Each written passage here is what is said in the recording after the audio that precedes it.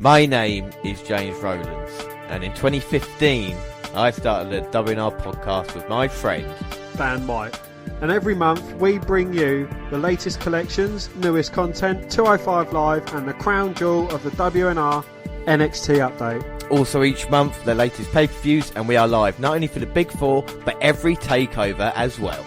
Plus, in 2019, we go back 20 years and witness the Attitude Rise and the WCW's demise. Until we've watched everything, we are with you, and we are the WNR.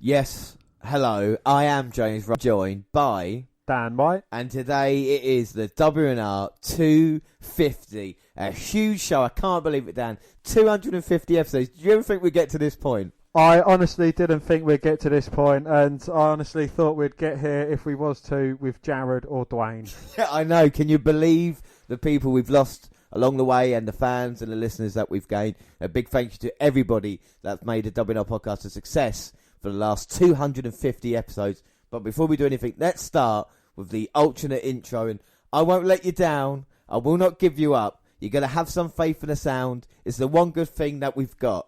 I won't let you down. So please don't give us up, because I would really, really love to stick around. Oh, yeah. I think there's something you should know. I think it's time I told you so. There's something deep inside of me. There's someone else I've got to be. Take back your picture in a frame. Take back your singing in the rain. I just hope you understand. Sometimes the clothes do not make the man. Now is take these lies and make them true somehow. All we have to see is that I don't belong to you and we don't belong to the WWE. It's freedom. We won't let you down, so please don't give us up. The WNR podcast has been here for 250 episodes, and we hope for 250 more. That's the alternate intro. Now, Dan, the ruin. For over 250 episodes, we have brought you the best from the WWE Network and watched WWE religiously. Like this, we always look back at what we have done. More importantly, on the show, we are looking towards the future.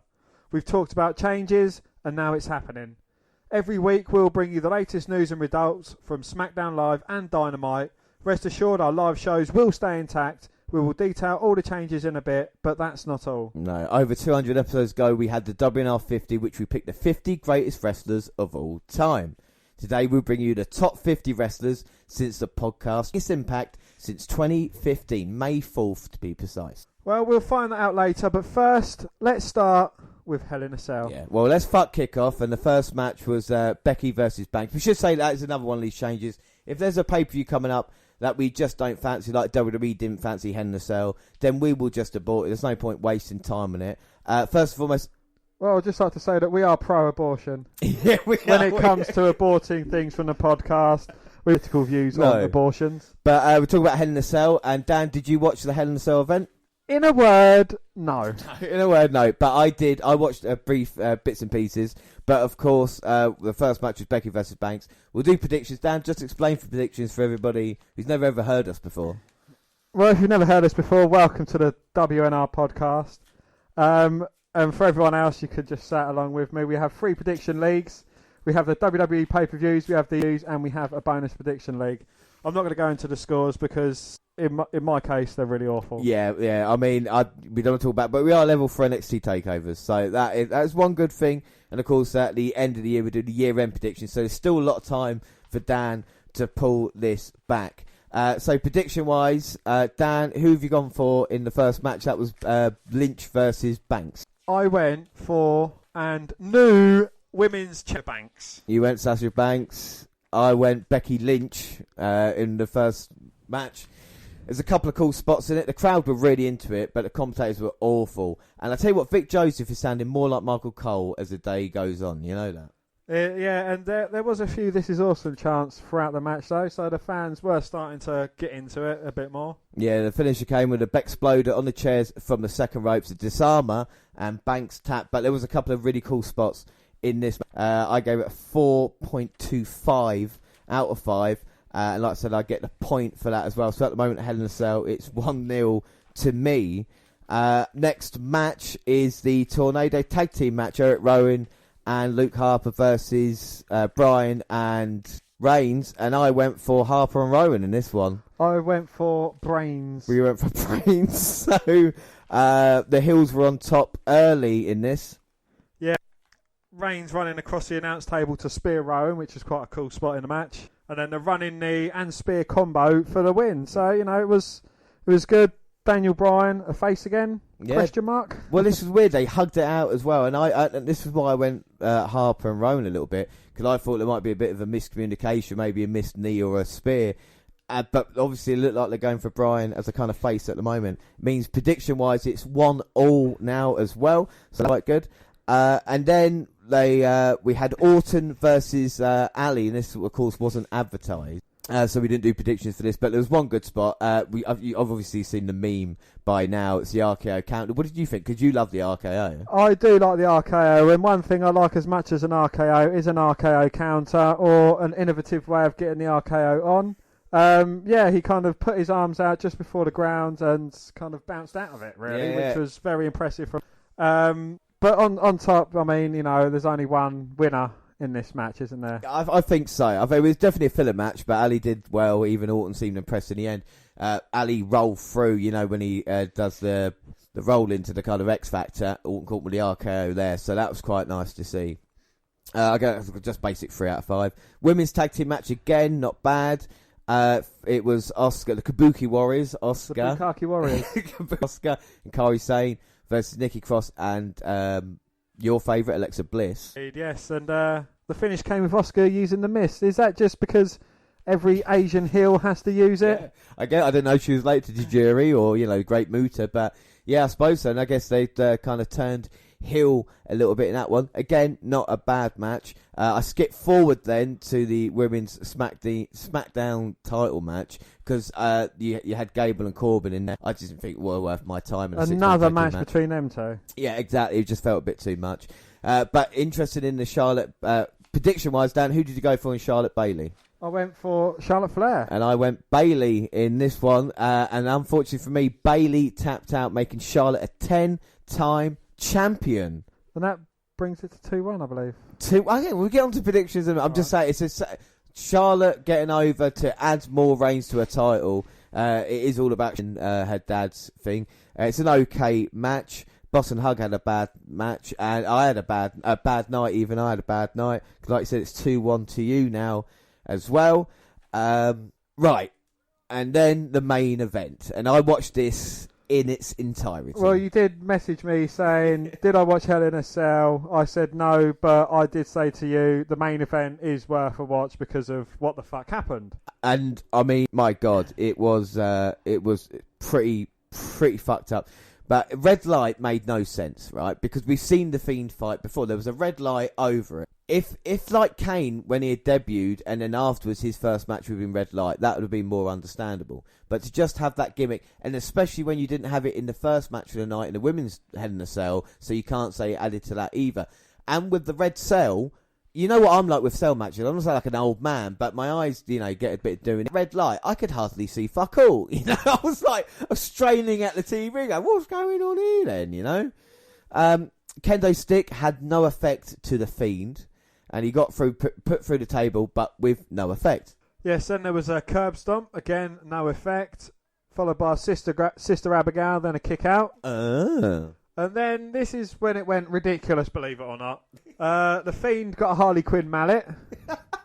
Yeah, and then Seth Rollins curb stomped him on the mallet and then hit another 3 stomps, and the crowd just started booing this straight away. Then they start booing and then chanting AEW and then refund. Yeah, that was they started booing at this point and then continued for like the next 15 minutes. It was really surprising. Bray just got straight back up, got hit with a pedigree and a stomp, but only a 1 count. 5 more stomps, a chair shot to the head, And only a 1. Only a 1 count for all of that. And then a ladder to the chair on the face. Yeah. Only a 2. 2. And then a toolbox on the ladder on the chair. And then the crowd start booing. Yes. But the ending of the match saw Rollins using a sledgehammer to bash Wyatt in the head while he was buried under a pile of weapons in the middle of the ring. Well, the Universal Champion then delivered more than a dozen stomps and super kicks to the Fiend, but they weren't enough to get the job done as he was able to bounce up and apply the Mandible Claw and the Sister Abigail. The claw was then applied, this time complete with blood. The fans had already made their voices heard and continued to do so as the show went off the air.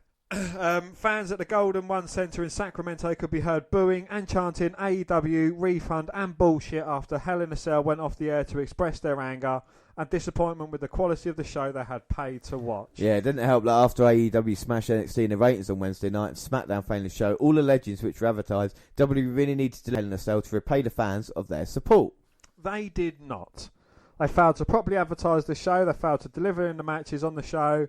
They got reaction from the fans, which they deserve. Yeah, so a complete disaster. But match of the night, I'm going to say both of our matches of the night. With the predictions as well. Who did you go for in Hell in a Cell? Oh, shit, we didn't do predictions. Yeah, I went Fiend. I went wrong. All right, okay. So we'll get to that in a sec. So that means, Dan, you've got the pay-per-view point for Hell in a Cell. So there you go. You're back in the game now. It means pay-per-view points, if I've got it here somewhere. It is now 9-5. So you're back in the game. You're back in the game after Hell in a Cell. A match of the night for both of us, I'm going to say it was Banks versus Becky Lynch in Hell in a Cell. And the rating, pay-per-view, I am going to give it a 7.5. It was a complete clusterfuck, that main event. You know? Can I just say with the main event, right, you're carrying the stomp, which, let's not forget, it put down Brock Lesnar after, 3 or 4 of them? Yeah, I think it was about 4 of them, yeah. So you're basically saying the Fiend is the strongest thing that's ever fucking lived, which, building up a character, but everyone knows it's Bray Wyatt under that mask, so come on, look, Bray Wyatt. I think the thing is, though, is that the crowd were desperate for the Fiend to win the Universal title, and I think when they knew that weren't going to happen, They've started turning on the crowd.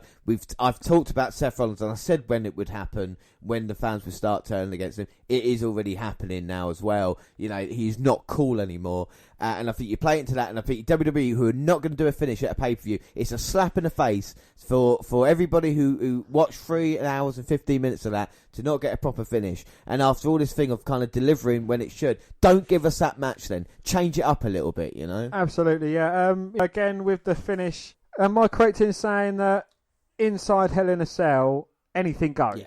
Anything, yeah. And, I believe the WWE have released a statement saying it was due to referee stoppage after the hit to the head with the sledgehammer. Yeah. He decided to say, look, enough is enough. It's getting beyond the joke here, but... Really? Yeah, well, Mick Foley didn't nearly die for this, when you look at what he went through in a cell. And apparently that was planned ending of the Hell in a Cell match for Bray Wyatt to go through Hell in a Cell a la Mick Foley. Yeah, a la Mick Foley. But it would have made a joke of it if it had just popped back up. I know they're trying to sell the Fiend as like kind of a character, but do something different with him. Let him destroy opponents before. If you're going to be in a match, we've seen it at Hell in a Cell. We tweeted out the WNR podcast the last 2 years in the main event. They ended in DQ with Brock Lesnar last year in the Strowman Reigns match. Now this year, I even remember Ryback versus where Punk retained due to shenanigans with the referee. And it's the 3 guys who are kind of hot and building up, and they put them in a match, and they just don't pull the trigger of them, and then it affects them afterwards. And The Fiend is a character that is really cool, but WWE just don't know how to handle him. And Seth Rollins is not that guy to kind of destroy The Fiend in that way anyway, I thought that's terrible. But Becky Lynch has started to really impress me now as well. I've got to give her credit because I had a go a couple of months ago about kind of her work and stuff like this, and her and Sasha Banks told it was the best story of the night with that, and you can definitely see the kind of chemistry that those 2 women had, And also a shout out to Reigns, Bryan, Rowan and Harper as well. They had a very good match, which was again above par. But overall, most of the show was under par in terms of wrestling quality fans expected. And fans at Hell in a Cell made sure that WWE knew what they did, but could they recover from Raw? Yeah. And before that, apparently Vince McMahon was actually backstage laughing at the fans' reaction I don't know if the laugh was kind of like a nervous laugh or if it was like a... God damn. Gotcha, damn it. Great finish. Well, this is the thing, but what could we learn from Raw? 5 things that we did. Well, Seth Rollins and Bray Wyatt weren't ready to face the post-Hell in a Cell heat. Yeah, if you were wondering how the WWE would deal with that Boo gnarly Hell in a Cell, the answer was by not really dealing with it at all yet. But a no-contest finish to a Hell in a Cell match is never going to be popular, and when you add the weight of expectation on The Fiend to win the match, that's doubly so. Yeah, as it goes, both Seth Rollins and The Fiend were deemed medically unfit to appear in any form on last night's show, and the big belt, its holder and most recent challenger, barely got a mention outside of a highlights package. Well, given the amount of weapons and punishment flung about in Hell in a Cell main event, you could say that's fair enough. But it didn't half leave a massive hole in last night's viewing. And what happens next? Will Bray get another crack at Seth in the Universal title? Will either man be moved over to SmackDown come this Friday/next Monday's draft? Well, we've got more questions than answers. We're not sure that whatever replies we get can be satisfactory. Number 2. 2. Tyson Fury versus Braun Strowman is absolutely a thing, and it will actually happen at Crown Jewel in Saudi Arabia. But that doesn't mean it's... Well, a quick reminder, there's a difference between featuring sports stars in pro wrestling and having a sports focus or having a sports-like presentation. Yes, Mayweather versus Big Show. Yeah. Well, having a boxer or an even MMA star in wrestling ring is only a step ahead of having a footballer or even an SNL regular there. It's all about crossover appeal and getting butts in seats. Not that there's anything wrong with that, of course. But let's not call it sportsy. The Cruiserweight Classic was sportsy. The 2019 King of the Ring tournament was sportsy. Yeah, strict rules, proper competition, the idea that each wrestler wants to win to prove they're the best. That's sportsy. Having sports people, current or former, on your show is just a more appropriate celebrity guest. And with that in mind, it seems that Tyson Fury versus Braun Strowman is now definitely a thing. Well, their mini confrontation on last week's SmackDown developed into a full-on pull-apart brawl at the end of last night's show, and it's clear that they both want to dish to one another. Well, given his not exactly pleasant outbursts, there's not a lot of fans of Tyson Fury. Me personally, I'm quite a fan of Tyson Fury, just because of what he's done these past couple of years. Yeah, he might have said stuff that makes him a bit of a cunt, but when he does that, you know, especially if you're a boxing fan against Wilder, and you see the fucker get knocked down and then picking himself back up again. For us, with Joshua, I mean, you're a boxing fan, Dan. Who would you place? You know, Fury and Joshua. Who would you like to?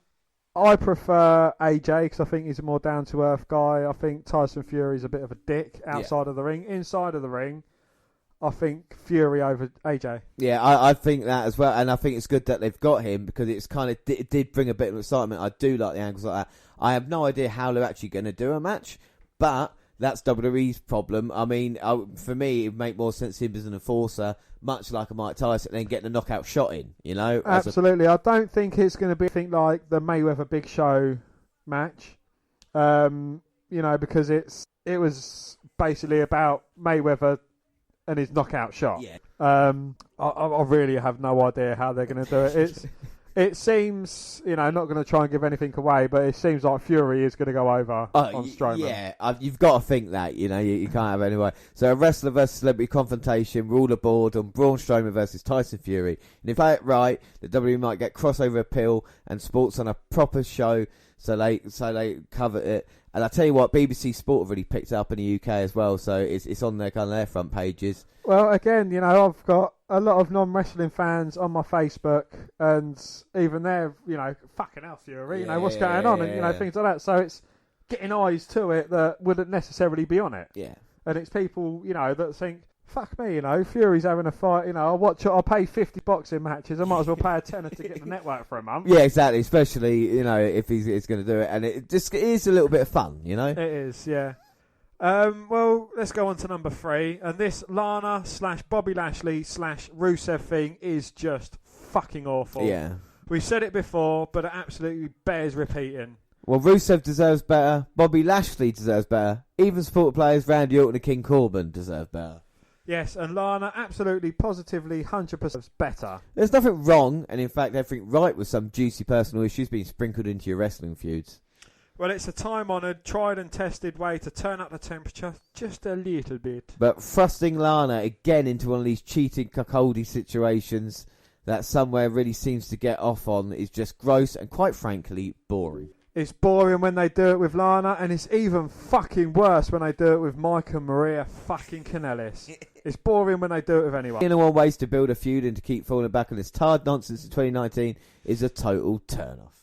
Absolutely. So what do you think of this then? Do you think... what?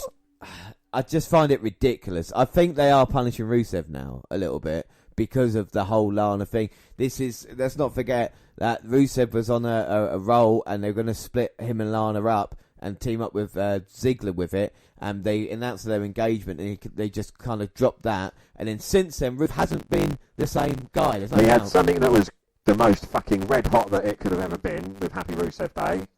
So what did WWE do?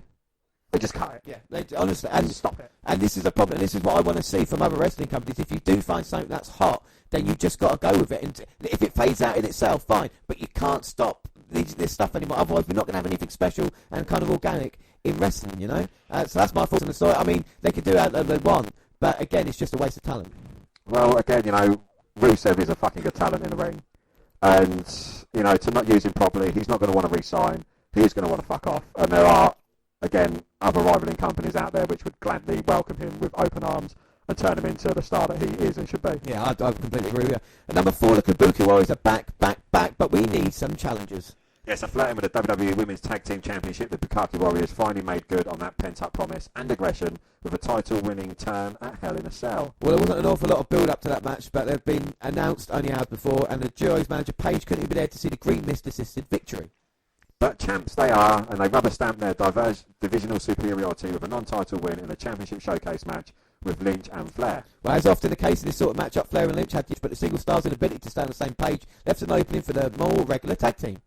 Becky, though, thought she'd won the match, but with the ref tending to hurt Charlotte, there was an opportunity for some more green mist from Asuka to give the Kabuki Warriors an impressive win. And with the draft coming up, the mini champs versus champs feud is as good as over, and our resurgent Kabuki Warriors need real challenges.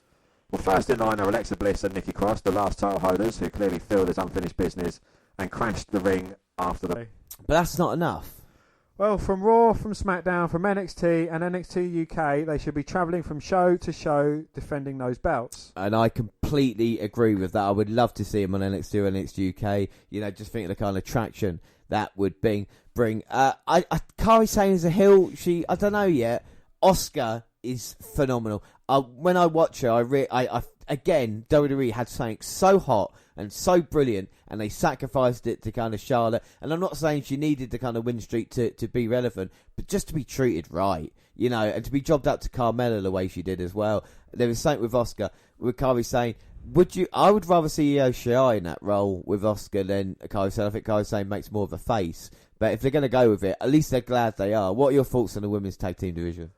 Yeah, I think they should be represented across all the brands. You know, they could have a title defence against Duke and Shafir on NXT, so they could have that. There's loads and loads of women opportunities they could have on NXT UK. I mean, just possibilities are fucking endless over there. Yeah, they should be flying about, you know, and defending them everywhere. Like that. Well, the last one as well, Natalya versus Lacey Evans is finally over for good.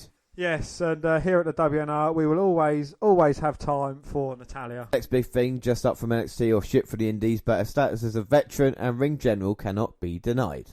Ring general? Does that mean she's joining Walter and their posse? She'd be in Imperium. Well, Natty was one of the few female wrestlers keeping the torch alive through some pretty dry years in the WWE. She successfully straddles the women's wrestling diva / women's revolution eras. So yes, all the time in the world for Natalya. And while Lacey Evans didn't have the smoothest entry to the main roster, what with all that empty ramp walking and all awkward title challenge hotshot, we think she's got plenty of potential as well. Yeah, it wasn't worst idea for a feud, the vet versus the cocky up-and-comer. Well, it had plenty of time to grow, too much time. It never really caught light and seems to have gone on forever. Well, we thought that we were done a couple of weeks ago, and again, after a last-minute match at Hell in a Cell on Monday night. But at least now finally it's over after a last women's standing match that was probably the pick of all the matchups, and ended with Natty on the feet. Learned that when you come from the Queen of Hearts, you can never count her out. Well, let's hope they're separated in the draft and stay out of each other's hair for a while. Yeah, so let's move on now to AEW Dynamite, their second episode, of the broadcast, and it was in Boston, and it was sold out. Yes, well, we start with the tag tourney for the tag team title belts, obviously. Yeah, and we've got Young Bucks versus Private Party tonight. On the same side of theirs, they've got Lucha Bros versus Jurassic Express. Dark Order have already got a bye through the next round, and they'll face the winner of Best Friends versus SCU. But back to the first match of the night.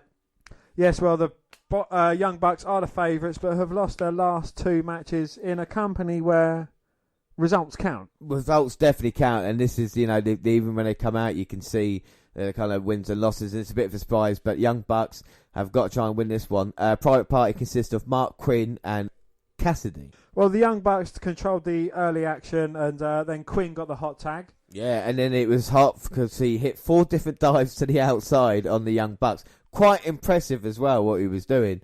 At 450, but Nick managed to kick out. Then we saw a super kick party come into effect. A running powerbomb on Cassidy on the entrance ramp.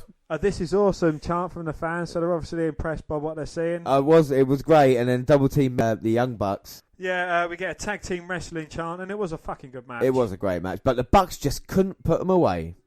Yes, Private Party with a gin and juice Hurricane Rana into an RKO. Yeah, Bucks went into a cutter. No, not into a cutter, but Bucks went for the Meltzer driver, but Cassidy rolled up Matt for the win. So they've got a move named after Dave Meltzer. Yeah, because Meltzer they were saying how they rated what Meltzer was said to Omega. Yeah, Meltzer driver. It was a huge upset, but the Young Bucks are out of the tag team tournament. So that's 0-3. I know, and they're out of the tag team tournament, so they're favourites to not only win this match, but to go through and win the tournament. 15-minute match, really well executed. But I think it harks back to what you were saying last week about these guys. You know who's kind of the company's about, but you don't want to kind of push them all away, do you? Absolutely, but it's, again, they do get the opener as Cody had last time, and I'm sure either Cody or Kenny Omega is going to be closing the show. Well, no, but the thing is that the Young Bucks, we thought, they're definitely they're slotted on for tag team titles, and it was a little bit of a surprise. But after an ad break, Jericho and the crew are out here. Yes, Le Champion of the AEW made a major power move. Major power on the debut episode of Dynamite last week by creating a super stable to revival that of the Elite, which consists of the Young Bucks, Kenny Omega, Cody Rhodes, and... Well, Jericho's posse includes Hotshot Sammy Guevara, the team of Santana and Ortiz, and most notably the previous known Jack Swagger, Jake Hager.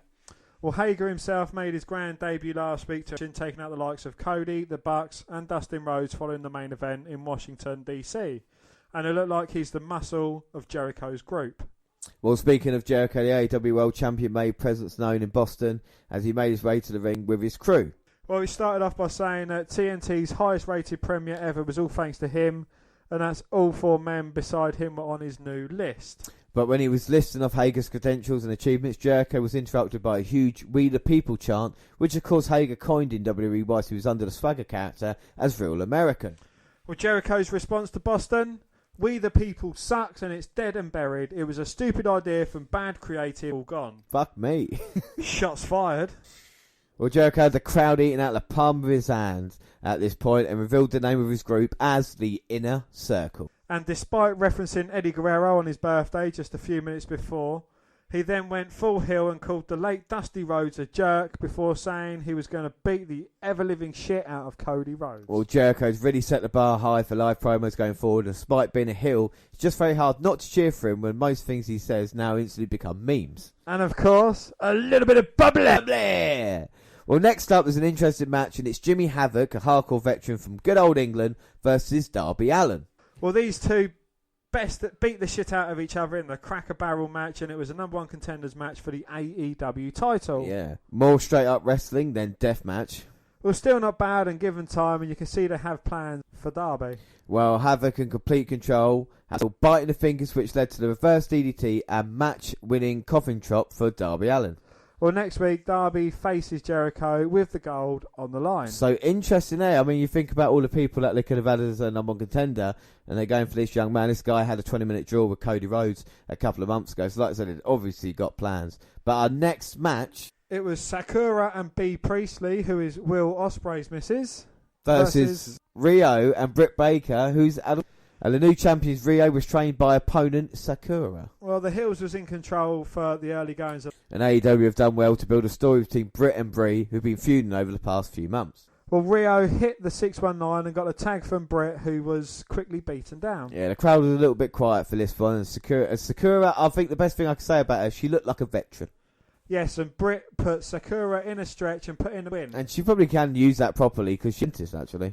Indeed, yes. So Britt has 2 wins in a row and builds towards title match with Rio and with Brie. Yeah, all in all, a little bit of good booking there by AEW. We see Orange Cassidy in the crowd. Did he have his hands in his pockets? Of course he had his hands in his pockets, and he'll be ready for action soon enough. Well, next up is Dillinger versus Ambrose. Oh, no, wait, no. Sean Spears versus John Moxley. And we got Neville joining in commentary. No, it's Pac. He's pissed off, though, Pac is. He's not getting any opportunities. Yes, back to the match anyway, and Moxley is super over. He's not in the best of shape, though, and the little trunks that he's got don't help him as well, you know? Yes, so Mox was in control in the most WWE match of the night. Yeah, Tully by Spears' side came into play and managed to turn the tables. Yes, good move on the outside. Spears with a Death Valley driver in the corner of the barricade. Yeah, Mox managed to get back in the ring. Yeah. Until Spears spat water in his face. Both men traded suicide dives. And then a running knee got 2 for John. 2. Both traded close falls, but Dirty D's was too much for Spears. Yes, Moxley didn't have long to recover because Kenny Omega came out with a baseball bat and broom covered in barbed wire. Yeah, he threw the gauntlet down, but Neville then attacked old Kenny from behind. Pac. Neville attacked Pac from behind. No, sorry. Pac attacked Kenny from behind.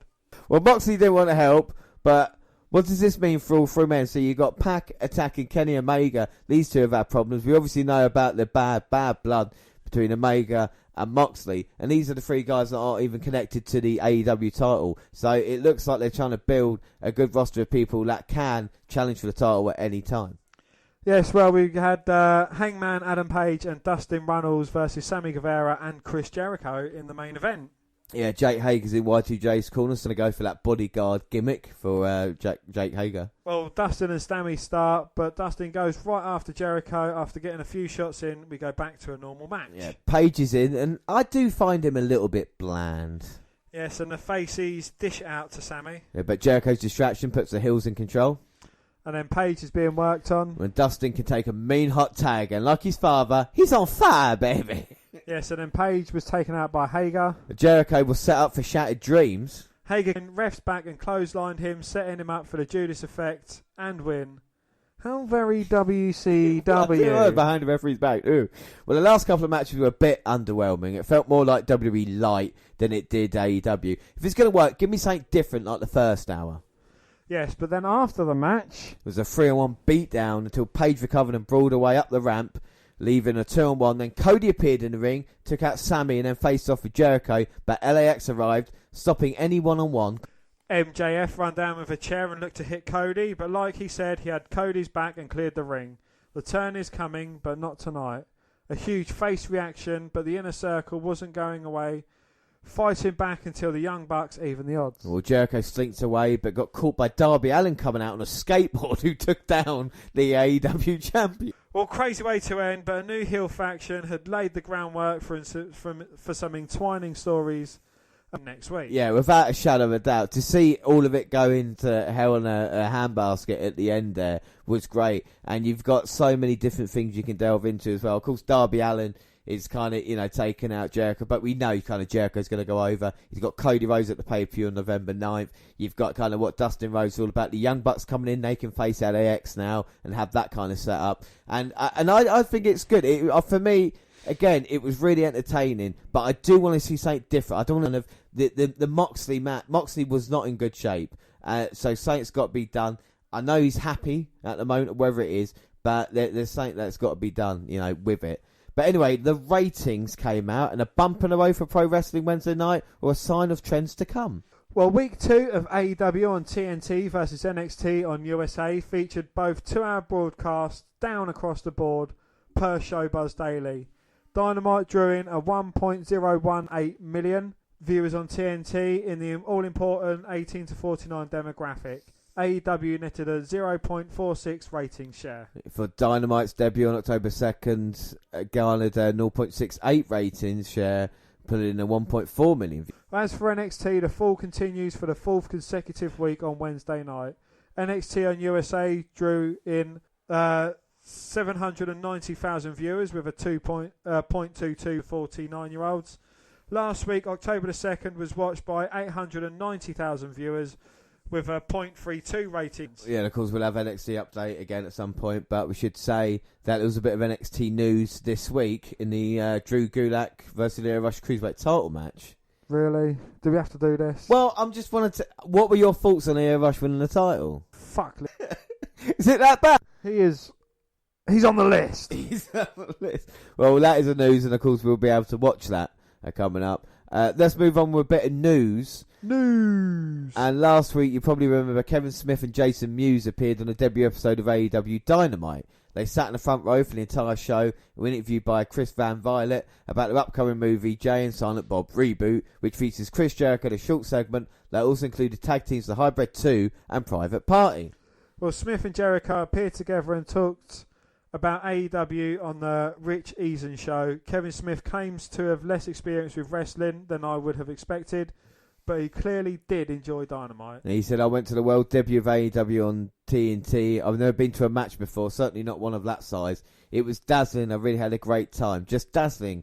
Like that, an audience, the energy, they're part of it. Everyone's involved in the performance, and the audience is part of the performance more than some other sporting event I've ever been to in my life, where people spectate, they're engaged with wrestling. Like, it doesn't happen with them. They are the other character. It's pretty fascinating, man. What's particularly interesting, though, is that he and Mewes appearing on that show led to the cancellation of another appearance that already planned for later that week.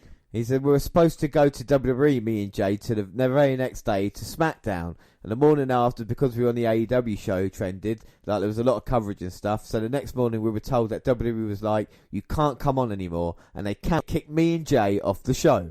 It's an easy mistake to make, and when you think about being Hollywood guys, Kevin and Jay and whoever books their publicity appearances probably thought being on wrestling was like being on a talk show. Stephen Colbert doesn't cancel your booking because you were on Jimmy Fallon. But obviously WWE doesn't work that way, or as Chris Jericho put it, the first casualty in the wrestling war was Jay and Silent Bob.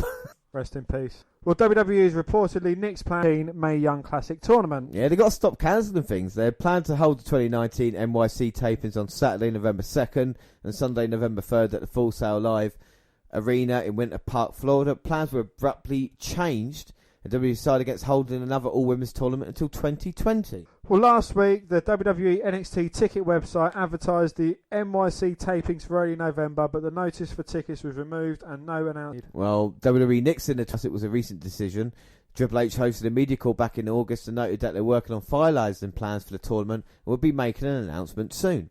Well, we're in the process of working on some new things and finalising some stuff, and hopefully we'll have some announcements soon on all of that, he said when asked about the 2019 women's tournament. He also indicated that plans have been pushed back due to many things happening. Well, there's no word yet on when the 2020 Mae Young Classic will be held, but updated.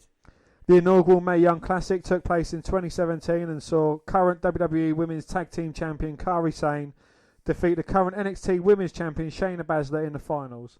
The 2018 Mae Young Classic saw my pick Tony Storm defeat James's pick Io Shirai to win the tournament. Yeah. Well, other news now, and WWE announced Friday at the T-Mobile Arena in Las Vegas prior to SmackDown that Brock Lesnar versus Cain Velasquez and Braun Strowman versus Tyson Fury will officially at the Crown Jewel event in Riyadh, Saudi Arabia on October 31st. Well, both Velasquez and Fury made surprise appearances on the debut episode of SmackDown on Fox on October the 4th.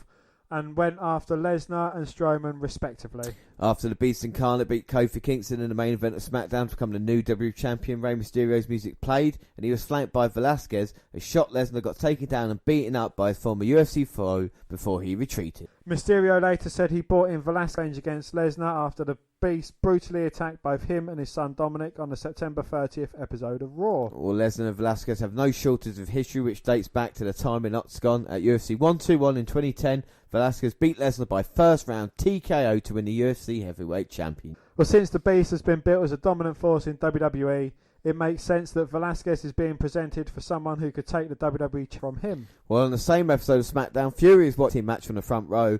Strowman mockingly put up his dukes in front of the British boxer before eventually launching Dolph Ziggler into the undefeated Linear heavyweight boxing champion. An enraged Fury hopped the barrier and attempted to go after the monster among men, but security held him back. Fury demanded an apology in the ensuing episode of Raw, but erupted into a brawl instead, and much of the locker room emptied in an attempt to prevent them from tearing each other apart. It was widely assumed that Velasquez and Fury would be brought in for programs after these altercations, and made it official the build can truly begin. Well, SmackDown's move to Fox is a huge coup for WWE in terms of attracting a bigger, more mainstream audience, and by landing crossover stars from other combat sports such as Velasquez and Fury, the company's fan base may continue to grow or may alienate the fans who would just want to see wrestlers. Move on to arrivals. Former Impact star Scarlett Bordeaux has signed a deal with WWE and is heading to NXT. Yeah, Bordeaux has cancelled several independent dates that she was at and has been in Orlando at the W Performance Center. She prepares for the NXT TV unveiling. The website adds that she'll be wrestling the artist known as The Smoke Show and will be teamed up with a male NXT star.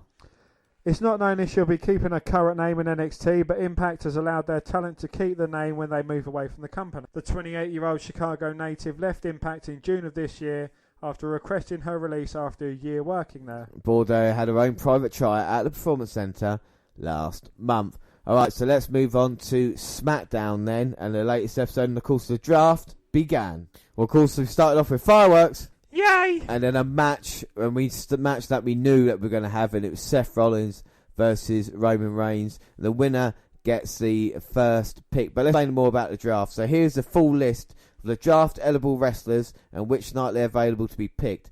30 superstars will be eligible to be drafted on Friday night's SmackDown, while 31 superstars will be eligible on Monday Night Raw. So the superstars that can be drafted tonight are Raw Women's Champion Becky Lynch, Roman Reigns, The OC, The Fiend Bray Wyatt, Drew McIntyre, Randy Orton, Sasha Banks, Ricochet, Braun Strowman, Bobby Lashley, Alexa Bliss and Nikki Cross, Lacey Evans, the Viking Raiders, SmackDown Tag Team Champions The Revival, Natalia, Street Profits, Lucha House Party, Cesaro, Kevin Owens, Humberto Carrillo, Akira Tozawa, Sin Cara, Eric Young, EC3, Shorty Gable, Heath Slater, Drew Gulak, the B Team, and Tamina Snuka. and then on Raw we've got everybody else basically.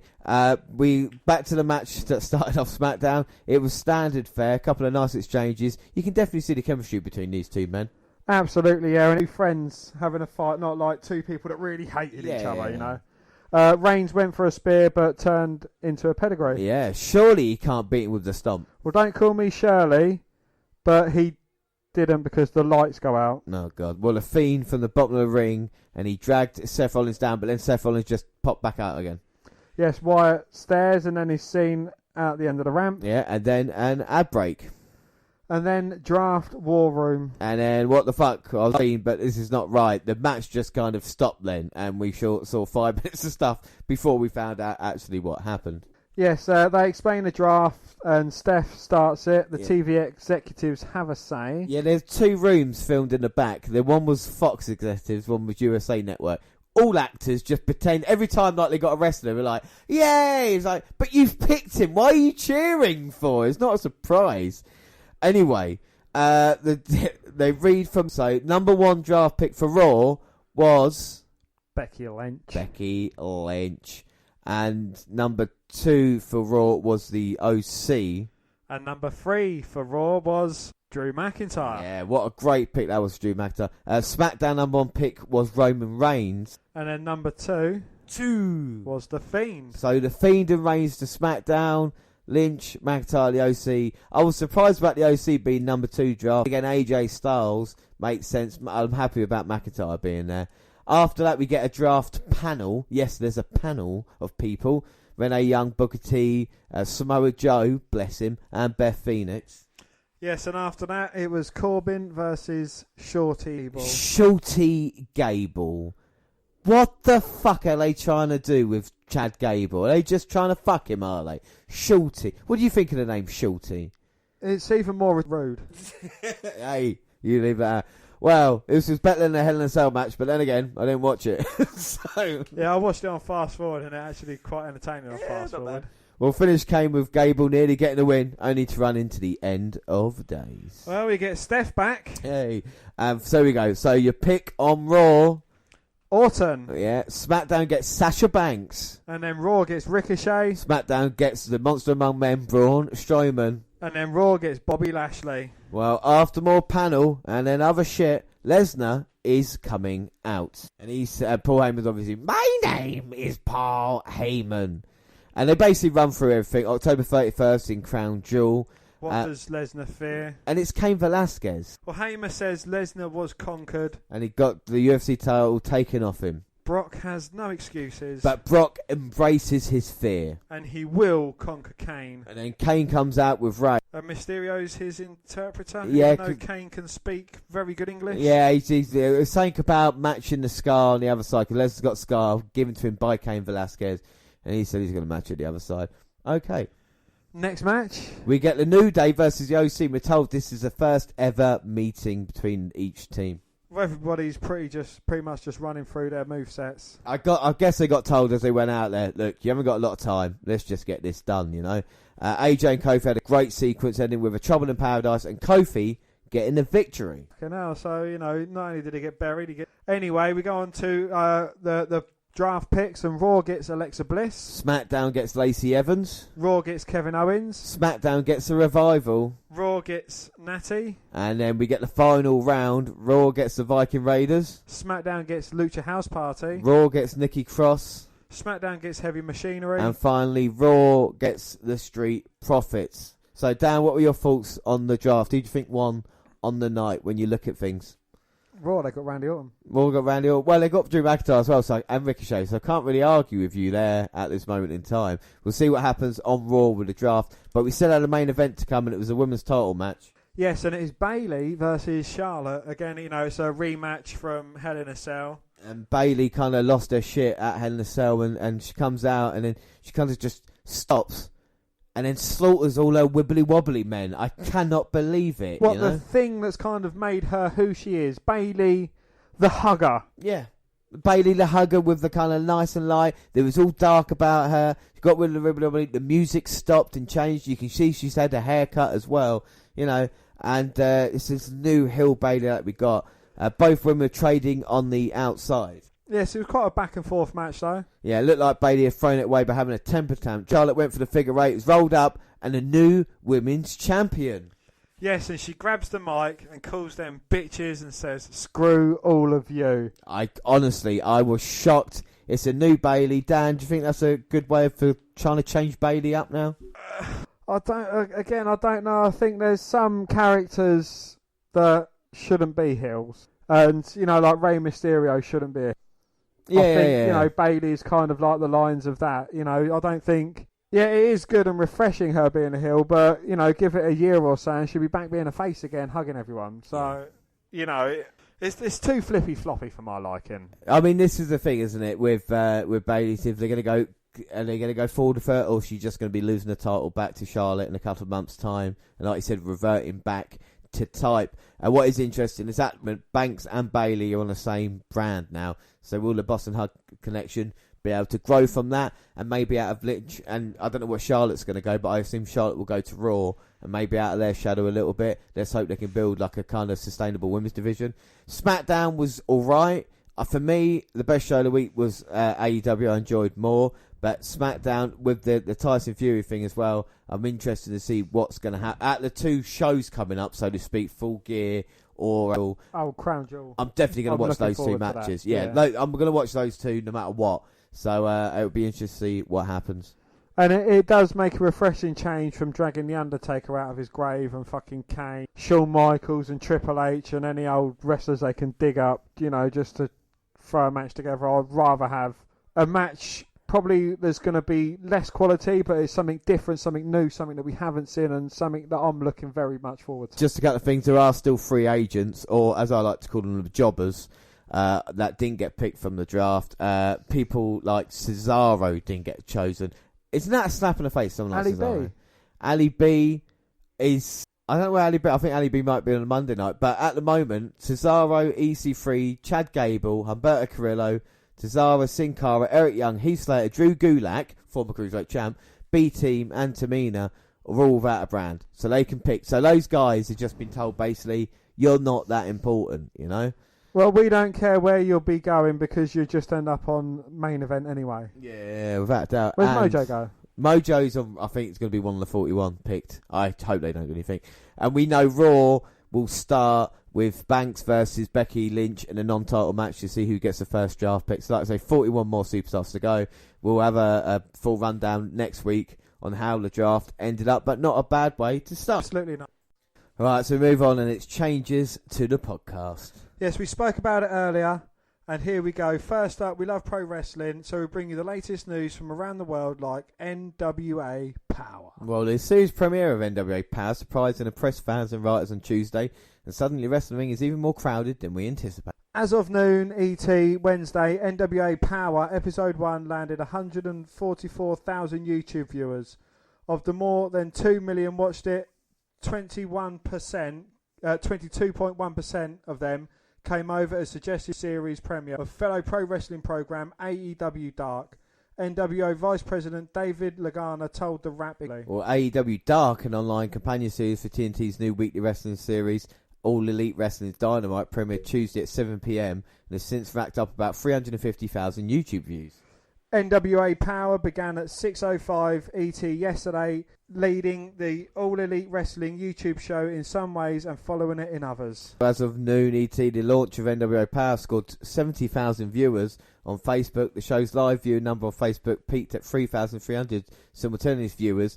YouTube's peak was nearly 4 times that at 13,000. Well, both peaks came during the main event, which featured Nick Aldis defending the company's top title against former NWA World Heavyweight Champion Tim Storm.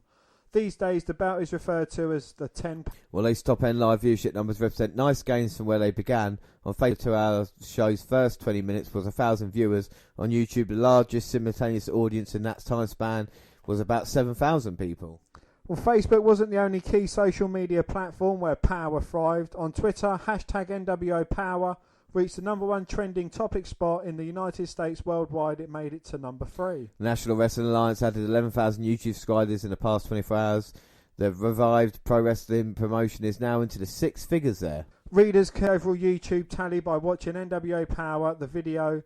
It's worth your while. Yeah, what I did, we reposted it to the WNR podcast page on Facebook as well, because in our show, there's a kind of really kind of retro feel to there. It's like kind of 80s, what we know, and it's kind of quite well done, and it's quite small, but it is definitely something to watch. But you don't have to watch it out, just watch the main event or something like that, even if it's 10 minutes, and you'll see the links available there. Well, Langer told the Rap that 99% of the Power Episode 1 was shot live to tape, in case you were wondering. Yeah, no, it does make sense, and hopefully save money there. But not only other wrestling companies, we're going to have news every week as well, and of course AEW Review, which we've started. But don't worry, we've also got some old favourites returning. Yeah, we're going to have Most Ridiculous coming back. We've got Superstar Profiles.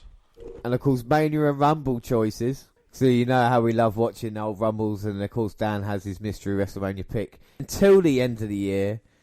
Well, we've got WWE versus WCW Halloween Havoc, Survivor Series, and Starrcade. We're going to have an NXT update every month as well. We have the Big 4 live shows as well as takeovers. And plus a couple of surprises. And in the new year, we will debut these new episodes. The most extreme matches. And top 25 women updated. Plus lots more. And don't worry, ladies and gentlemen, we'll be keeping the favourites, such as Elephant or F1. Yeah.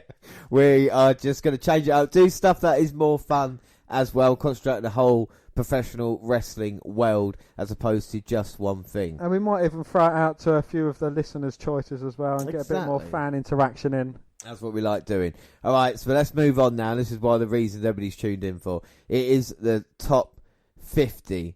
So we're going to try and work out now, since the very beginning of the podcast, May 4th, 2015 until now, who is in the top 50. So what we're going to do on this episode, we're just going to find out who gets into our 50. We're going to argue, claw,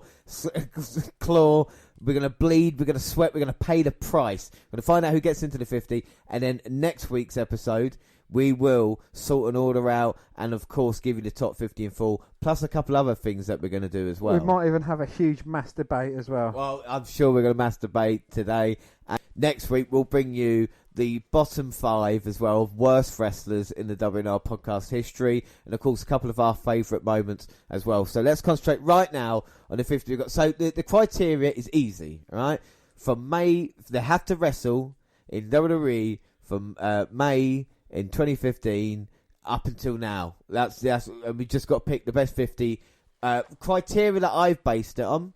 I will say people that have had the biggest impact, and also people that have had an effect on me and draw me into the wrestling as well. What criteria have you used, Dan? I've gone for basically the kind of success and how they've impressed me over the past few years. So, you know, whereas wrestlers, they might have been fan favourites, but they've not impressed me as much, so they might not make the cut. But, you know, we're going to argue and we're going to fight. We are. All right, so I think the best thing to do, how many wrestlers you had?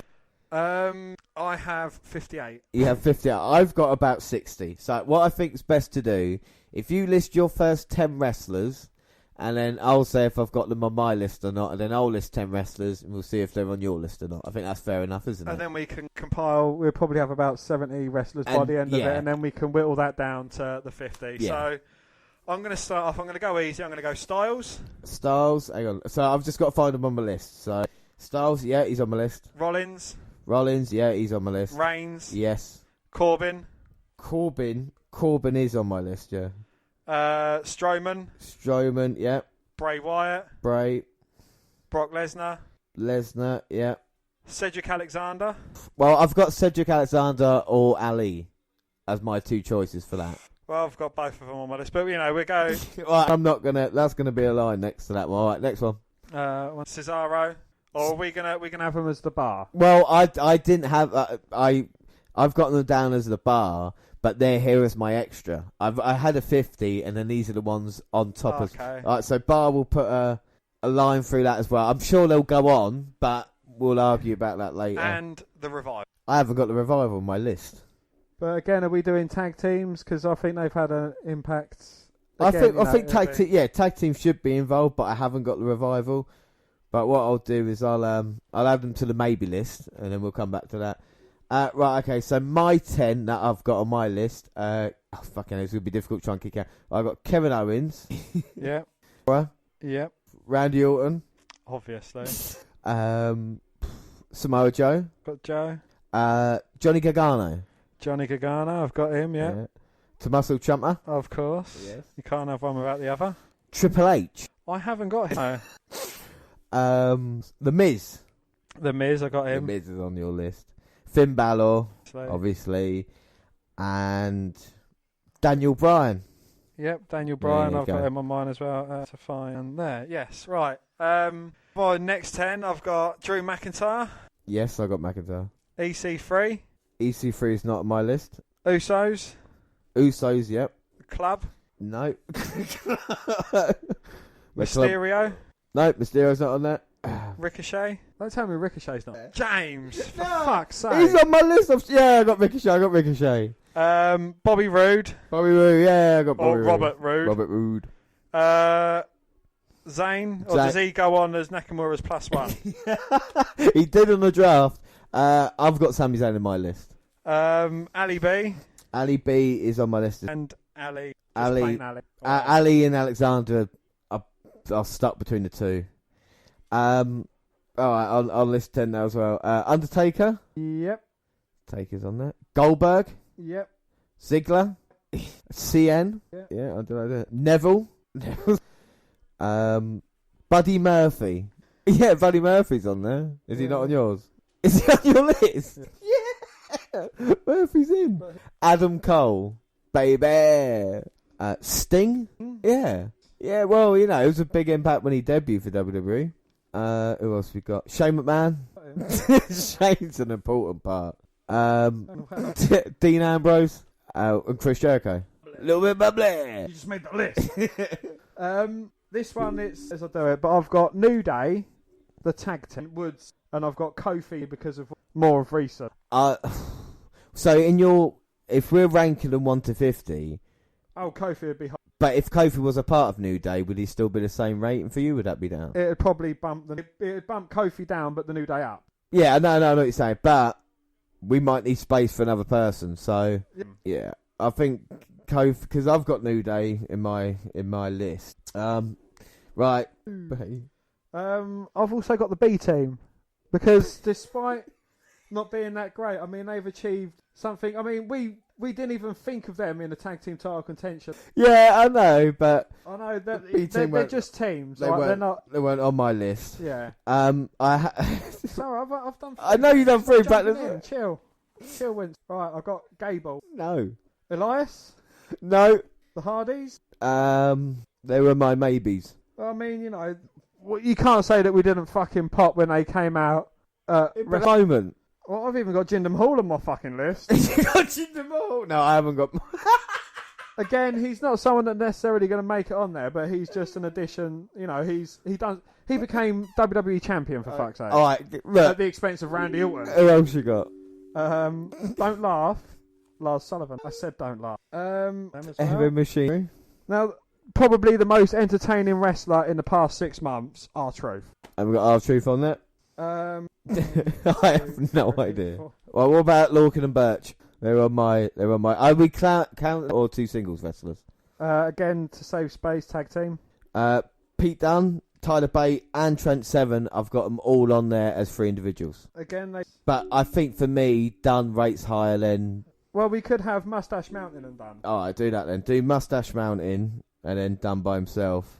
And they could both be on there. The Ring General NXT UK champion Walter is on the list as well. Yeah. Oh, we should say it is men. We're not doing women. That's not it's like if we were doing women, then this list would be like 100. You know what I mean? Like absolutely, yeah. It would be. And don't worry, Oscar would be really high up there. But we are going to do an updated. What we'll do. Oscar would actually get dethroned by Charlotte Flair for no apparent reason whatsoever. But that's what's going to happen on WNR275. We'll do the updated women. Jack Gallagher is on my list. I haven't got him on mine. And I've got Noam Dar as well. Dar. I think Kyle O'Reilly. Well, I've done Cole separately, and I've got the Undisputed Era because between them, O'Reilly, Fish, and Strong. I think. I'll tell you what, I'll change Kyle Undisputed Era, and then I'll just have Undisputed Era and Adam Cole. I don't mind doing that. Mandrews, he's not made. Yeah, no, we'll put a line next to him. But I think we've got about 45 maybe confirmed. Well, what we'll do is we'll go through the list out of that. I mean, like we'll start making a list 1 to 50, kind of rank them. Have you got the ones ticked, that ones that we've picked? Yeah, there's still 3 that haven't. All right, so you run through the confirmed ones on the list then, and then, like I said, whatever we're left with, we'll fight over the spaces. Right, we have got Styles, Rollins, Reigns, Mandrews, Corbin. You might have to go a little bit slower just a bit this moment of time. Sorry. Styles, yeah. Rollins, Reigns, yes. Mandrews in the list. Well, he's the ones that I haven't ticked off. Yes, or it's just that I can. Right, I see. Okay. People that I've. Right, got him. Mandrews, Corbin, Strowman, Bray Wyatt, Lesnar, Alexander, Cedric, The Bar, Revival, Mackin, Ethan Carter III, EC3, Usos, Club, The Miz, Rey Mysterio, Ricochet, Bobby Roode, Sami Zayn and Joseph Samoa, Alistair B, Alistair and Jack Gallagher, Ali B, Ali and Jack G. Ali B, Ali and Jack G. Jackie G. The 311 boy Andrade Cien Alma. The New Day and Kofi, but are we going to do them as the New Day as a whole? The Laughable B Team, Murphy, Shorty Gable, Bryan, Ziggler and Elias, Balor, Hardy, Owens, Sullivan, R-Truth, Orton, Nakamura, Noam Dar, Adam Cole and the Undisputed Eras, Gargano, Ciampa, Dunn and Mustache Volta, Undertaker, Jericho, Ambrose, Goldberg, Sanity. Sanity on your list. Authors of Pain, Neville, the 3 H's, Sting and Lorcan and Birch. And 2 that haven't been said about is John Cena. Yep. And Harry Kane. It's It's Kane. Kane. And Big Show should be on that list. Oh, the Big Show. Yeah. Rusev has not been mentioned. Oh, fucking hell. Rusev is not on there, but he definitely should be. What about Lashley then? Lashley may be on the list. Who else we got? Tyler Breeze. And let's not forget about Lucha We'll have to do Breezango. Breezango. And also Lucha House Party. And of course, who's the only guy we want on the list and someone that we've had fun with? Lince Dorado. I think he needs to be on the list just because of that, you know. But we have got confirmed people as well. Right, shall we do... Those are the ones in the poll, but we have got confirmed. So if we do the confirmed list of who's in there, we'll find out how many spaces we got left. Yeah. So the ones that we've both got on the... So I know what you've picked and what I've picked.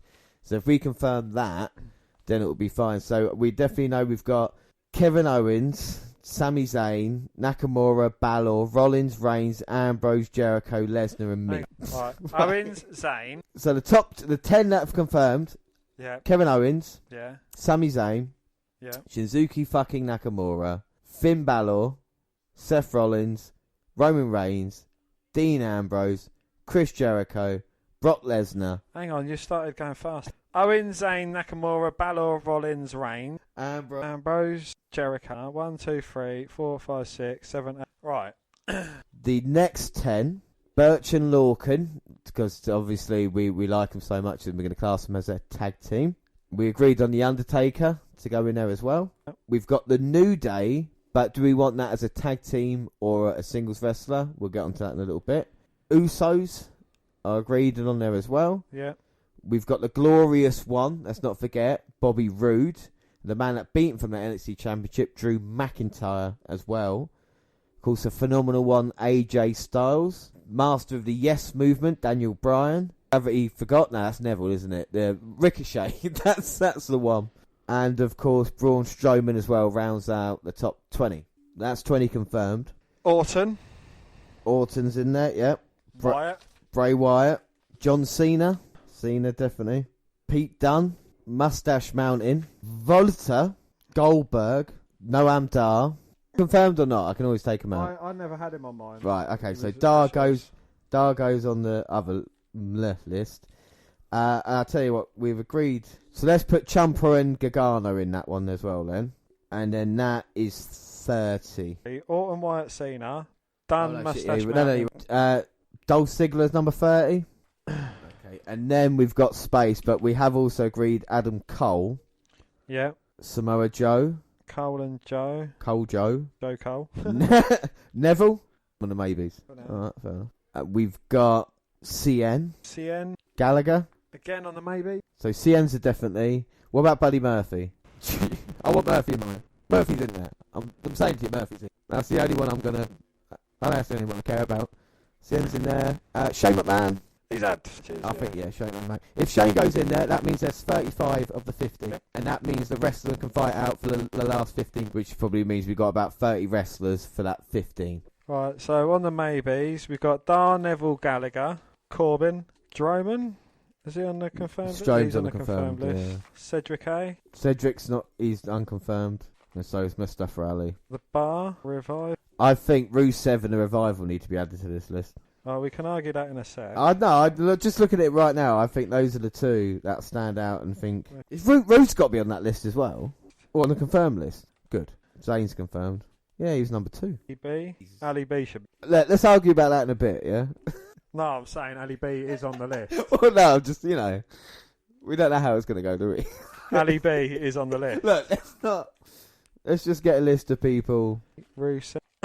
So how many have you got on the unconfirmed list? If you run through that quickly and let us know what numbers we're dealing with. So run through the list of 25 wrestlers that have still not to be picked. So we've still got, it's not as bad as it is.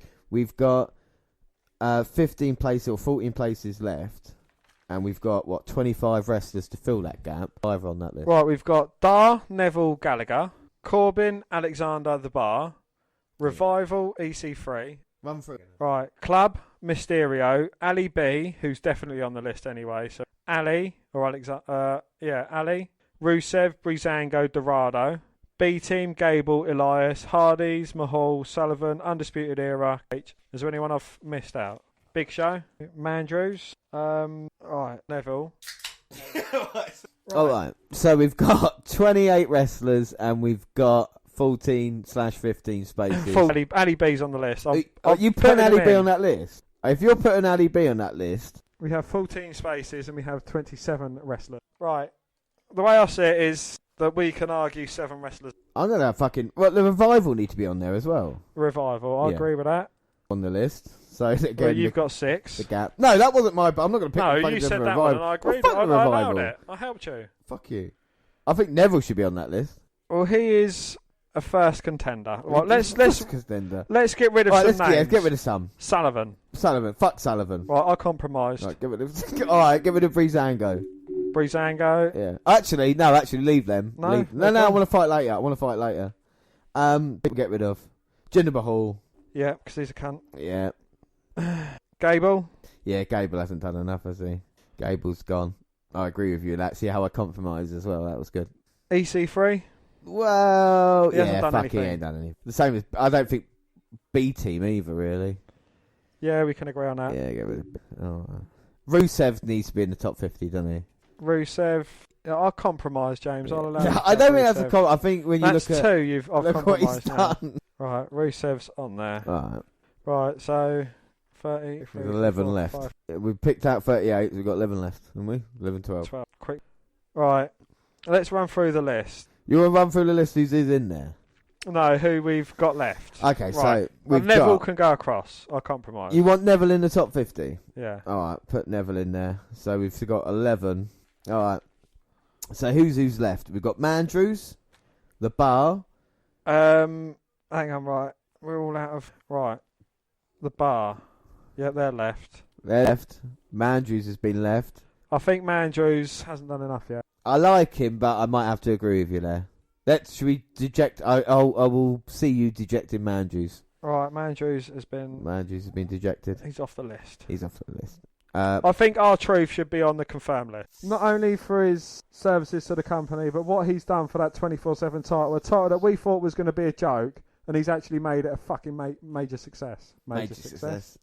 But what has he done before that? And then again, he was... No, we weren't around for that, were we? He's been a constant in WWE. Yeah, I don't want to confirm just yet, but I'm putting a large line next to it. Not through it. If Truth, because I want Dar in there as well. I think Dar deserves it. Truth's done more than Dar, so Truth deserves it over Dar. Dar's been my pick in tournament. So that's what I'm talking about. What it means to me. I've backed Dar. And the only person left for the Cruiserweight Classic has been Noam Dar. Everybody else for me went away. We'll put a star next to his, as is next to R-Truth. Right, so R-Truth and Dar are arguing.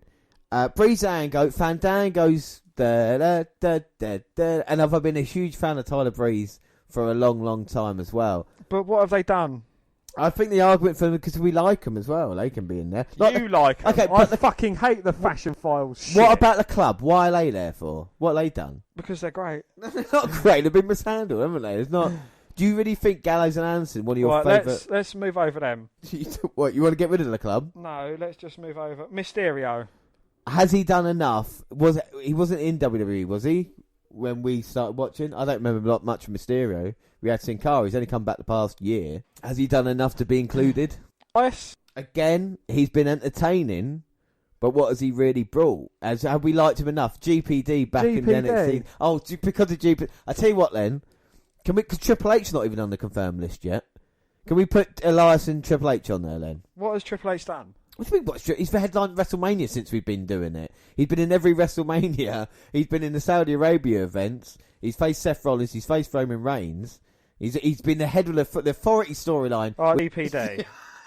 You'd do anything to shut me up, wouldn't you, sometimes? GPD and Triple H. Right, that's 41. Elias, Triple H. I don't think Sting has done enough. Even though he made a big impact, I don't think he's done enough. I might agree with you there. Just because it was a big impact when he first came in, but then again, did Sting do as much as Goldberg, or has Goldberg done more? Goldberg's done a lot more. Are you sure? I mean, because Sting, when he came, was pretty... I mean, that was a big kind of surprise of our first year, wasn't it? So yeah, but, Goldberg has done a lot more than Sting. Right. No, I'll take Sting off the list. Big Show and Kane will be a good question as well. Because they were maybe main eventing and being involved in in matches, but recent times. Yeah. We'll see who we've got left. We're question marks showing Kane. So at the moment, R-Truth, Dar, Breezango, Jack Gallagher. Should he be on the list? I don't think. You don't... Oh, come on. Right, we're starring. Baron Corbin. He's... As Lone much Wolf. as we hate him, he has done quite a bit, and you was fucking big into him in NXT. So starring him, or are we putting him on? I think we put Corbin on. Right, we put Corbin on. Corbin. Because he did like as well, didn't he? I think it's only fair. Right, Alexander and Ali. Yeah, I think this is a pick between the two, don't you? I don't think... I think if one man will be on the list, it won't be... It will be one or the other, I think. I don't know. I think 205 Live's Alexander, but the main roster's Ali. But they was both better in 205 Live. So I'd say Alexander over Ali. All right, we'll come back to that. Undisputed Era, they got to be in there, haven't they? As a tag team, the Undisputed Era. So they'll be in. So we've got 7 spots and 13 wrestlers left. Right, We're gonna have to get rid of half of them. 15.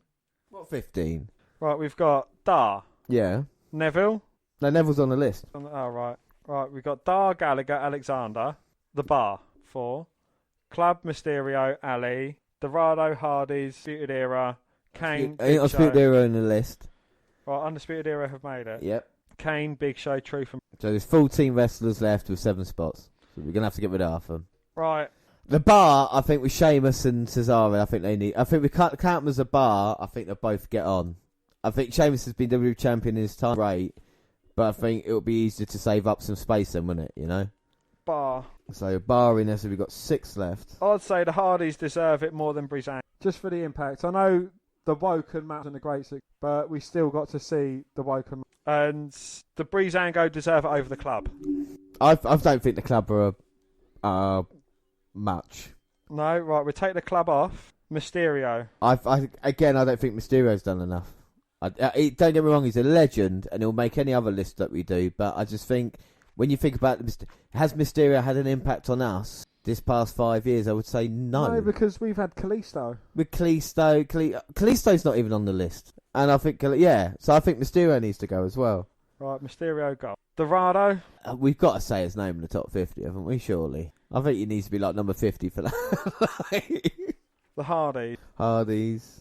We keep coming round to this. Get Hardys, Breezango, Ali, Cedric, Gallagher, R-Truth, Dar. Right, so are we removing Big Show and Kane because they haven't done enough in the past 4 years. Yeah, let's get rid of Big Show and Kane.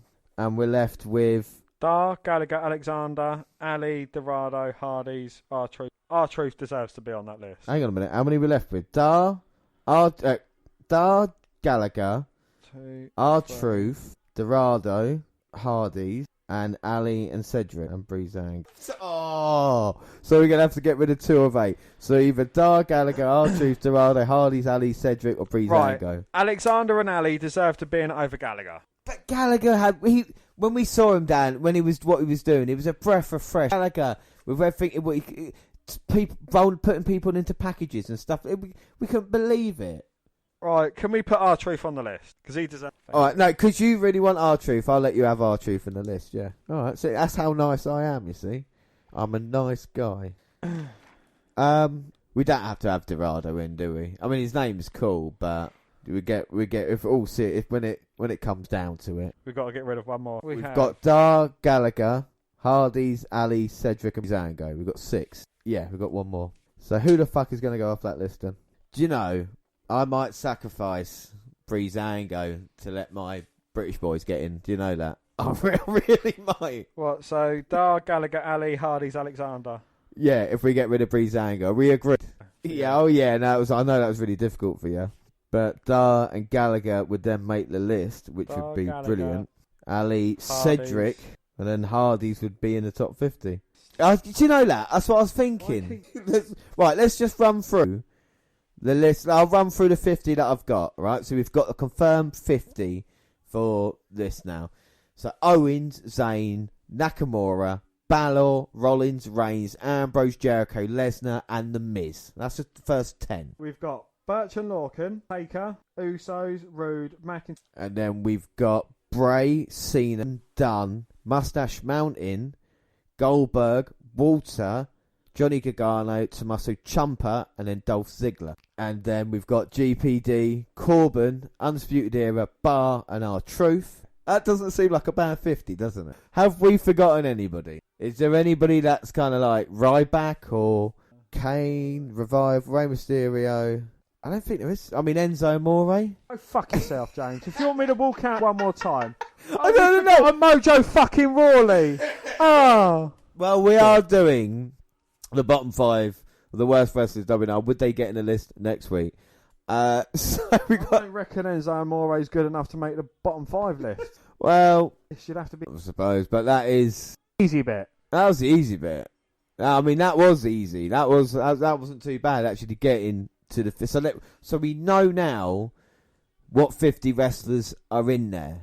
But like you said, the next part is going to be even harder because now we've got to work out what order they're in. Right, so we took a brief hiatus to compile a list of the 50 that we had into a top 50. We have done that and checked the list. And after all that, we've got one person who has been confirmed. Say it's a Miz, but we're not going to tell you the numbers. Of course, next week's episode, we'll bring you, of course, the latest from AEW and SmackDown, all the latest news. And plus, we'll bring you a complete list of the 50. But right now, we've got to compile it and to make sure and what spaces they are in. So, I mean, this is going to be quite tough. I know it is. I know it is going to be difficult. Right. We talk about entries into it. Now, our top 4 that we've got, I think we're agreed that they can stay in that position, can't they? Yeah, we've got our top 4 in order. Yeah, so I think with the order that we got, I think if we rearrange it somehow, I think that'll be fine. So we'll have that'll be off. That'll basically be that's our top 4. Yeah. Right, Yeah.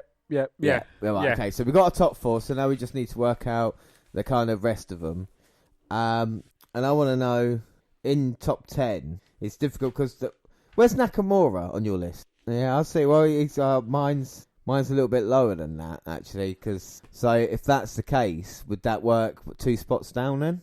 Yeah. Yeah, if we do that. So if we've got a wrestler who's kind of nearby, then we kind of even out the difference. Yeah, we even out the difference on that as well. You know, it's like Kevin Owens as well. Kevin Owens is rattling around the list somewhere. He's lower on yours, isn't he? Or is he higher? 6. So he goes in the occupied. Yeah. So where does he go from that then? If there's a spot, Well, we'll leave that one open for now. right? But he's around there somewhere, isn't he? All right. But I would honestly rate Owens higher on the list than Nakamura. Would you rate him higher than Nakamura?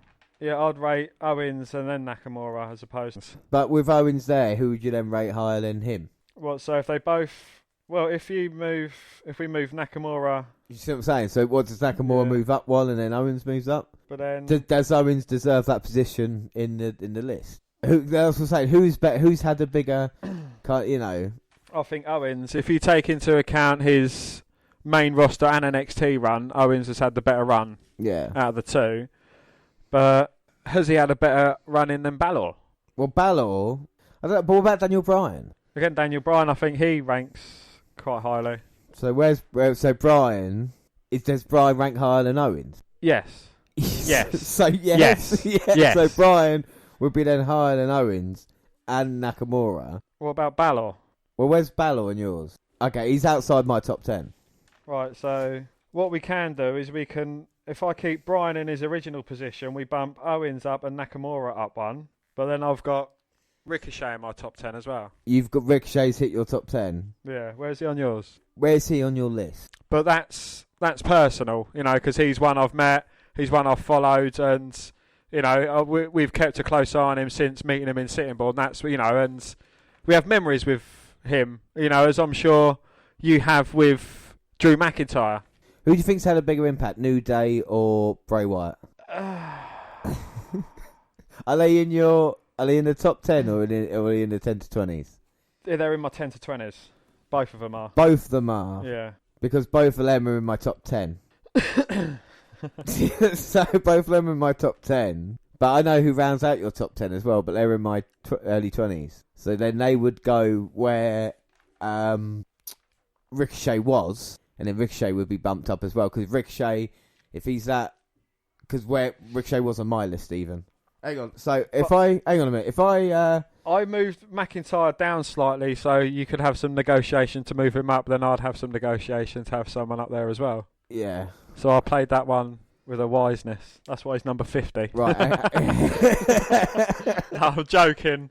Drew, I know you're listening to this. I'm Okay. joking. What about that? Right. This is just my idea because of my picks as well. That's 1 to 14. Is there anything you disagree with on that? And then I'm just going to let Dan have a look. Because obviously we don't want to give everything away. But once we've sorted out the top 10, then we can still get into arguments over... Your spelling mistake. do you know, I can't spell Chomper, and I have never spelled it right in like the 5 years we've done a podcast. Is there anything you really disagree with there? No, there's nothing. I think that's good, isn't it? Yeah. That's a good start. That is a good start. Yeah. And I'd happily have McIntyre close by Where... for your personal... Well, McIntyre for me is 16th, and we've got 15th free, so should we put McIntyre in 15th? Are we giving that one away for free? We'll give McIntyre away for free, because he obviously might put... We'll put McIntyre, Yeah. and who's... Right, so we've got him, so I'm just going to tick off the ones that are in my list. Do you know who... A quick question. But then, I think Orton deserves to be higher than McIntyre over what he's achieved. See, I knew you were going to Throughout talk the about podcast. Randy Orton now. Joe, as well. He hasn't achieved much. That's why he's not all that high on mine. He's in my 20 to 30. And he's only that high because of NXT. Main roster.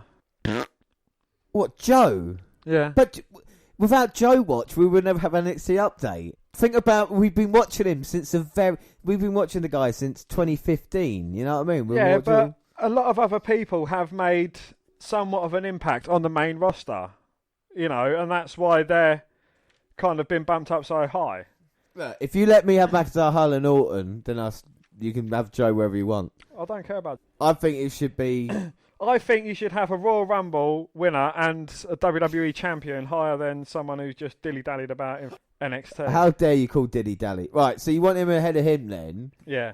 And then what about Joe just behind? You sacrificing McIntyre for Joe? No. I'm saying... Joe next, and then, McIntyre then Joe. Yeah. So Orton, McIntyre, Joe. Yeah. Yeah. See, we're getting somewhere. We're getting somewhere. Do you know, I put Brock Lesnar really low down on my list. On my list, he's 41. Fucking hell. See, it's in part because I forgot about him. Is he higher up on yours? Higher on mine. Where does he fit into the list of people? Would you say Braun Strowman has had a more impact? Someone like John Cena, maybe? I think Lesnar's had more impact than Strowman and Cena. Yeah? I mean, for a dick he's had some of the best matches recently. Would you class that crew ahead of Slash Mountain? I've my Mustache Mountains in my 30 to 40. Right, so Mustache Mountain, they're in my 20s to 30s.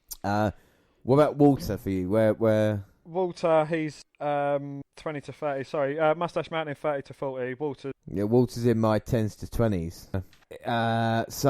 But we'll talk about Cena. How much of an impact? Cena's still quite formidable, but Lesnar would probably beat out Cena, wouldn't he, at this moment He in would, time? yeah. So you would think maybe... Have you got New Day in the list? New Day, the 11th. 11th? Yeah. Is that because of Kofi? Yeah, part of Kofi, yeah. But I think the New Day have been really, really... I think the Usos wouldn't mind in the top 20 as well, if we could. But I do think Lesnar needs to be in there next up, if you know what I mean. Yeah. And then maybe Cena as well. How high is Cena on yours? Cena is 21. Where's he on you?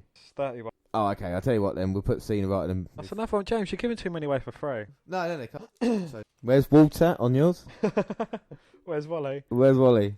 Do you want Ali B in the top 20? I want Ali B. Early 20s would be good for Ali B. Okay, so should we put Ali B in front of Walter at this moment in time? Yeah. Yeah? All right. Yeah. Because I think Ali B's had more of an impact than... I think when you look at the Usos, I think they need to... what about Braun and Usos? Or Usos or Braun? I think Usos over Braun because Usos have been our tag team of the year and they've been in great matches and rivalries. Is Braun in your 10 to 20s? On my list. He weren't even on my list, James. What? You forgot Braun? I've got Ali B, Goldberg. We've done the Wyatt. What about Ambrose? I mean, despite him being a dickhead and deflecting, he's still... Ambrose around. I think we're saying that. Yeah, I think that's Ambrose's spot then. So hang on. So we've got the 1 to 25. Let me just. I'm going to double check with Dan quickly. Here you go. Let's 1 to 25. Have a look at that and see what you think. So we're halfway through WNR250. Yeah, I'm quite happy because all of the 25 that we've chosen is in my top 30. And I think I would have to agree with you there as well. All of mine are in that range as well. So I think that after, I think Bobby Roode needs to be up there. Yeah, and on that case, Goldberg as well. I'll tell you what I'll do. I'll do Roode Goldberg. Yeah? And of course, that man there at 28 has already been confirmed. Yes, number 28 was quite close. Yeah, literally. My top 30, yeah. Ziggler, where's... So Ziggler is, if he's there half on us, half on yours, then he'll go on that list. Mustache Mountain Revival around that area as well, I suppose. What about like the Bar, Undisputed Era, Neville's? Usos are, 19. So I've just kind of updated my... Andrade. Was CN is in my 30s to 40s range. Where's he on yours? So should we have him? Yeah. So what about in front of Ziggler? Yeah, I think he's done more than Ziggler. Yeah, that'll be fair enough. Who else we got? Where's Rusev? Is Rusev about on yours? Lorcan and Birch can go up to 30. So let's promote Lorcan and Birch. Rusev's got to be around that area. So there's just one more person. Well, I've got... Yeah, so we'll let Jericho go there. Was that where we were? And I've come out the room. I'll be back soon. Hang on a minute. Well, I'd step out the room to take a phone call, and for some reason, fucking Murphy's gone up to number 3. I've made a couple of changes. I don't know whereabouts we were. I mean, that's... Neither do I. I don't even know whereabouts they are. I mean, look, that's the updated list there. Look, so if you don't agree with anything, I think it's perfect. Really, I think we talk about the people like the GPD. You know, Elias has been around for a little while. Have a inspection. You scribbled them out so much I can't tell who I had where as well. You fucking really done a number on this list, didn't you? Well, you know, you leave your list alone for a second. I'm just trying to sort it out. Really that high? Well, where else am I I don't think he's had more of an impact than 38 and 39 personally. You don't? No. What, you want them ahead of my man Murphy? I think they've done better. You're kidding me, aren't you? Oh, so I have to demote him down. Can move them above. What, you think Corbin Elias has achieved more than Murphy? Well, I think Corbin might have done. I don't think Elias had. He had. Had, like moments at WrestleMania that weren't on the fucking pre-show. I tell you, alright, I'll do that, but I'm not happy about it. When are you ever happy? I'm not happy. So I've just got well confused trying to change this. So he's. So we got. Yeah. So we're up to 42. Yeah, because the guy at 41 was my 30. Undisputed Era did quite well with you, and I think the Bar then as well. I think that's fair. Yeah. So 5 Live. What?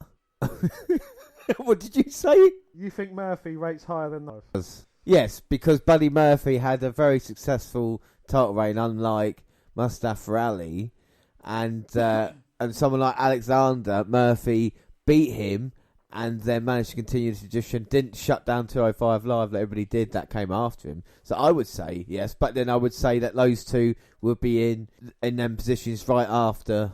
In the next 2 spots, they should be in there. Boy, Ali or Alexander. And I agree as well. I think that's what it should be. And then up next, I think it should be the guy who we talk about the division in itself was one of the most important factors into it. You know.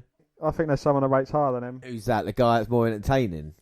Someone who's actually stuck around and not fucked off for a paycheck. All right, no, I'll do that, but then we'll put him in afterwards then. Yeah. That would be fair enough, wouldn't it? Olé. So we've got 3 picks left to put in. Oh. Yeah, 3 left, and I think it should be in... I mean, there's a tag team there, so I think the tag team should be next. And then... Oh, he's going to be number 50 now, isn't he? I'll put him as number 50. Where are they on your list, anywhere? They're in the exact order. Yeah. So have a look at that quickly. That's 31 to 50. Let's see if that's right. 125, we were happy with that. And then 30 to 40, we weren't really that sure. I think we've had quite a strong end to 40 to 50. at this moment in time. Yeah. Yeah? I'm happy with that. I think it's probably been the least debated list. I think it has as well. Because I know for a fact that the women's one was probably the most difficult one that we've ever done. Yeah. And there was a few on there that you wanted big time that I didn't want, and vice versa. And a few that we thought the others should rated high, but I don't know. That's I'm quite happy with that. I look at that list and I quite like looking at that. You think there's been the impact that they've had? All these wrestlers have had an impact on us somehow, and they've all got on there. And there's no one on that list I don't think is crying out for, is there? You know. But I still can't get over the fact that I think we've missed someone. I've said this when we was writing the list. I've said it when we was writing our own orders. I've said this when we're compiling the list, and I think there is someone that we've missed out. Well, I have no idea, but I mean, it looks good. And like I say, it will next week. Now that we've got the mass debate out of the way, we will give you the complete list, the top 50 wrestlers of all time, and not only that, bottom 5 worst wrestlers in the WNR podcast, and a couple of our favourite moments as well. But it's been a good day. Dan, what have you thought of the 250th episode? It's not been our biggest celebration. I remember when we used to have balloons and banners and buntings, and we'd have celebrity special guests. But, I mean, it's still like... Hold on a minute, I'm late for the show. Nigel McGuinness. Hey, see, we got Nigel McGuinness. How you doing, Nigel? You all right? I'm great, James. How are you, mate? No, I'm very good. Are you excited about the 250th episode today? I've been an avid listener all the way through, as you know. I do love everything about the WNR. It is the greatest podcast ever. Oh, thank you very much, Nigel. But, you know, we might not have all the kind of pomp and circumstance that we have, but we'll still be bringing you, of course, the Halloween special at the end of the month. And like we said, with the WNR275 as well, the top 25 women, that should be fun. But, of course, we're not, finished with the 250 just yet, because, like I say, next week it will continue. But that's it for now. Don't forget you can follow us on Twitter at WWE Network Review or at Vince McDan, WWE. Across all the Google platforms, send us an email to WNRpodcast@gmail.com. We're on Instagram as well, the WNR Podcast. We're on Facebook. Yes, Facebook, and come and find our page and give us a like with the WWE Network Review podcast yet. I'm trying to change it, but Facebook's been a bit of a dick at the moment. So as soon as I don't want to start with Facebook. I've already had WWE and iTunes. And what I'm saying is that we're going to change it. I think it's going to be the WNR Podcast right now, and the new YouTube channel is the WNR Podcast. So just go and search for that there. But do our old Facebook link, and that should be fine. Yes, Facebook. You can find you can find us on Facebook. No, fucking hell. Yes, Facebook. You can come with a WNR with a W. Well, we've done it for 250. Yes, Facebook. You can come and find our page and give us a like with a WWE Network Review podcast. And you can come and find me and add me as a friend. I am Vince McDan. Like I said, the YouTube there, WNR Podcasts, and podcasts go up on YouTube same time as other places like SoundCloud. On your phone. And we're on Spreaker Radio, where we are going to still have our live shows. We will be live for TakeOver and for Survivor Series come November. And Stitcher Radio and iTunes, where you can rate and review there. But that is it. And like I said, maybe not the biggest celebration, but the biggest thing we can say is just thank you for everybody who's made the WNR Podcast a success these past 250 episodes. And like I say, long may it continue. Dan, anything you want to say before we go? No, again, just a huge thank you to everyone that's either commenting on our stuff or giving us messages, for the shout outs that we get, for the listens and us and how the way we do things. Yeah, and let's not forget, like I say, 250 continues next weekend. We'll bring the top 50 plus so much more. But I have been James Rowlands, and as always, I was joined by Dan White. Thanks for listening, everybody, and bye. Bye.